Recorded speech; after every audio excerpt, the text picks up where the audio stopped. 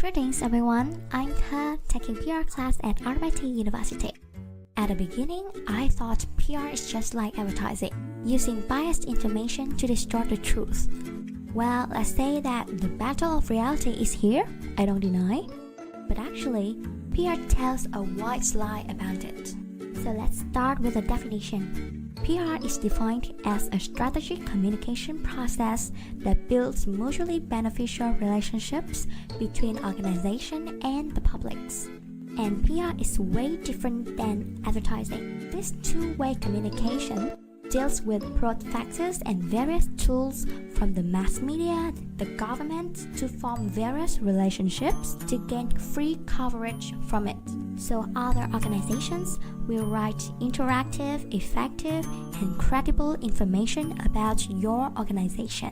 But then, you cannot fully control your content, while advertising is just simply paid media. And there are four major people adding up to four models in PR. P.T. Barnum formed the publicity model. Edward Bernays and Sigmund Freud formed the two-way asymmetrical model. Then come Krunig and Hunt, who identified the importance of boundary spanners, like speak with the publics and then bring that opinion inside your organization and then make alteration to fit it. And this is called two-way symmetrical model. Then comes the guy I really loved, Ivy Lee. He was a journalist who highlighted the ethnic and morality in saying the truth. So it's all about writing facts. And this type called public information model. So in theory, I can tell that the majority of PR aim to reveal almost reality. But in real life, things don't go that straight. So I suppose that a white lie does no harm. Let me just take an example from the RMIT communications team. The story was shared by Miss Drung. She told us about how they deal with the suspicious claim in 2014 of a few RMIT students joined in against government group protesting in Bình. The government forced the school to send email of banning students from joining the reactionary group. And so, the school did send an email, of course. But I'm super impressed with how they managed to deal with it.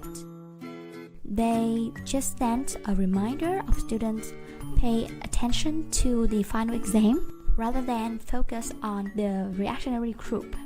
So, they managed to obey the rules, not to make mountains of it, which might have turned into rumors that worried parents and students in and outside of school.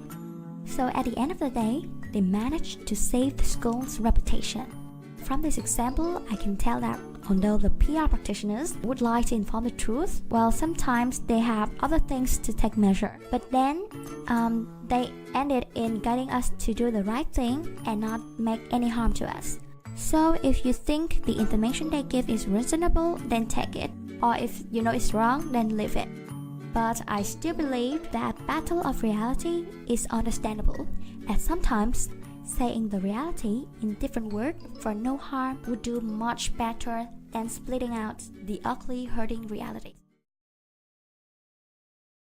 Created using Powtoon.